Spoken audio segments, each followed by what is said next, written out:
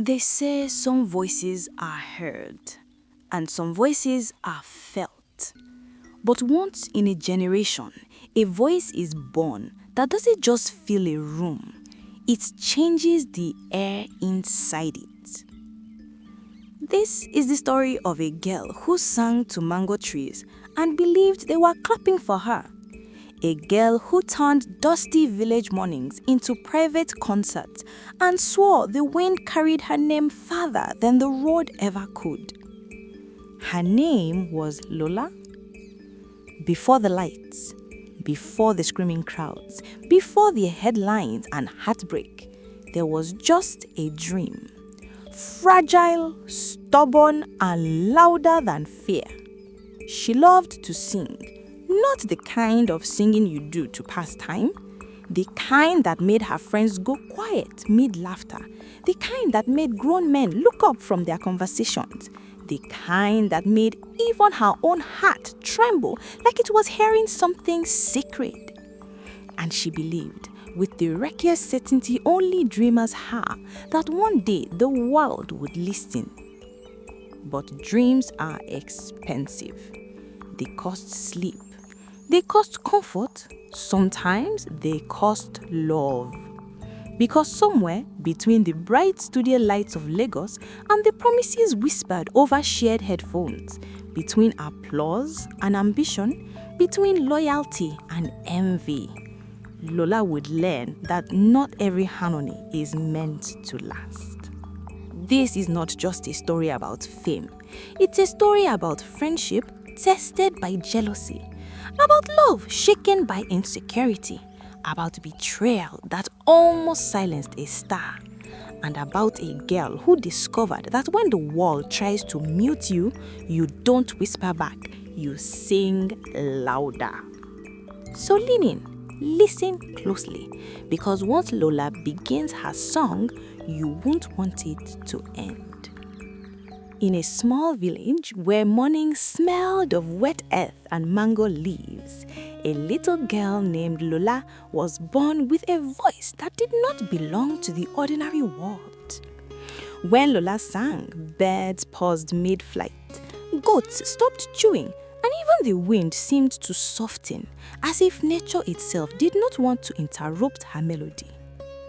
Her mother would often stand in the doorway, hands on her hips, smiling softly.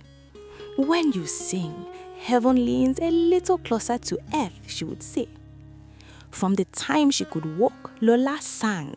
She sang while sweeping the yard. She sang while washing plates. She sang to the mango tree behind their house as if it were her most loyal audience.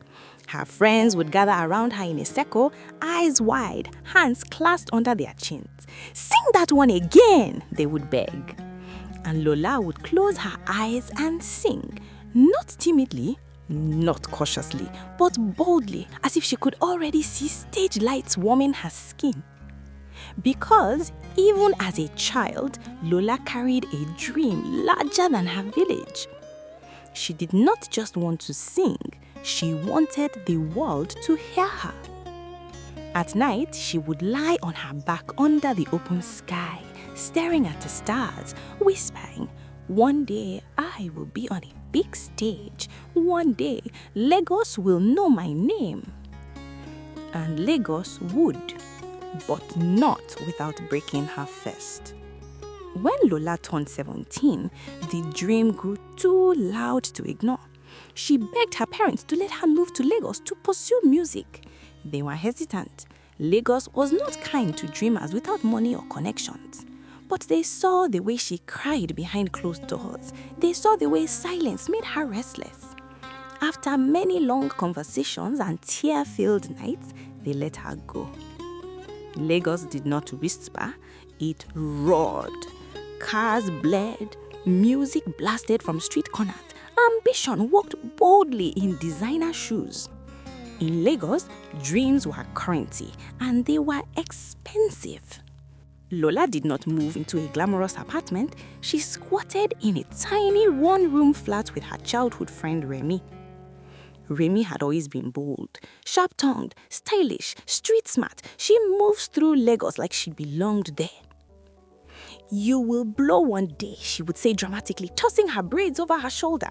"Just don't forget me when you are famous." They shared everything: clothes, secrets, late-night noodles, whispered plans about interviews and red carpets.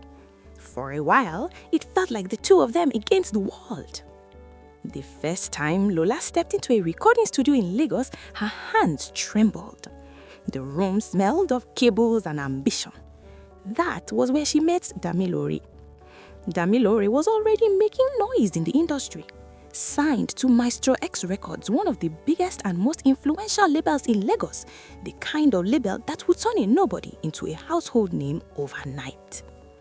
He was magnetic, effortlessly confident, the kind of person who filled a room without trying. He saw Lola standing shyly by the door and handed her headphones. "You sing?" he asked casually. "Sometimes," she replied, trying not to let her voice shake. "Let's hear it." She stepped into the booth, and when she sang, something shifted. The producer straightened, the air grew heavier, even Damilola's easy grin faded. He had heard good voices before, but this was different. This was dangerous, and he knew it. They began spending more time together, writing, recording, harmonizing at 2 sharing laughter between takes, whispering about future tours and award nights. He understood her hunger. He spoke her language, music. He told her she was extraordinary. He told her she deserved the world. And slowly, they fell in love. Or at least Lola did. Because what she did not see was the quiet shift happening inside him. At first, he admired her voice. Then he respected it. Then he began to fear it. Her social media clips began gaining traction. Fans commented in thousands. Producers began asking about that girl from your studio. Executives at Maestro X Records mentioned her name, and every time they did, something inside Damilola tightened. The industry was brutal. It rarely made space for two rising stars at once, and Lola's light was starting to outshine his own. The change was subtle. "You don't have to sing that high," he would say lightly. "You are doing too much. Slow down. You are not ready yet." At first, she thought he was protecting her. Then she realized he was shrinking her. He stopped inviting her to important sessions. He told her she was still developing. He suggested she focus on supporting his projects. And because she loved him, she listened. The girl who once sang to trees now sang only when he allowed it. Her dream began to dim. But heartbreak was not the only betrayal waiting. One evening, Lola returned home early from the studio. She had forgotten her phone. The apartment was unusually quiet. She heard laughter behind the thin curtain dividing the room. Not Remi's usual loud, dramatic laughs, a softer one, intimate. Then she heard Damilola's voice. Her heart stopped. She stepped closer. The curtain shifted slightly, and there they were. Remi, her best friend, and Damilola. Too close, far too close. The world did not explode, it imploded. Remi's eyes widened. Damilola stood up uprightly. "It's not what you think," but it was exactly what she thought. The betrayal wasn't out. It was silent, heavy, crushing. And suddenly, so many memories made sense. The way Remi sometimes watched her while she sang, the faint hesitation in her applause, the sideways glances when producers praised her. Jealousy had been living in that room long before Damilola ever entered it. Rock bottom came quietly. No applause, no music, just silence. For weeks, Lola stopped singing completely. Maestro X Records stopped calling. The industry moved on. And for the first time in her life, she wondered if she had imagined her gift. Then one morning, in the thick Lagos heat, she heard a street musician below her window. His guitar was imperfect, his voice cracked, but he sang freely, fearlessly, as if no one had ever told him to be smaller. And something inside her broke open. She realized she had lost more than a boyfriend. She had lost herself. That day, she picked up her microphone again. Not for Damilola, not for Remi, not even for Maestro X Records, but for the little girl who sang to mango trees. She began posting again, raw, unfiltered, authentic. And this time her voice carried pain, depth, power. It spread faster than before. Her streams surpassed Damilola's. Her name trained them. And this time, Maestro X Records didn't just invite her to audition. They offered her a contract, a major one of the biggest labels in Lagos. The same label Damilola was signed to. But now she was not entering as someone's girlfriend. She was entering as a star. Her debut single, Lola's, exploded. Radio stations looped it hourly. Billboards carried her face. Streaming numbers soared into millions. Her voice, once silenced, now echoed through Lagos traffic, clubs, churches, and living rooms. She did not just rise, she soared. Damilola's career plateaued. Remi faded quietly into the background. But Lola stepped onto her first sold-out arena stage under blinding lights. The crowd chanted her name. And as she stood there, microphone in hand, she remembered everything.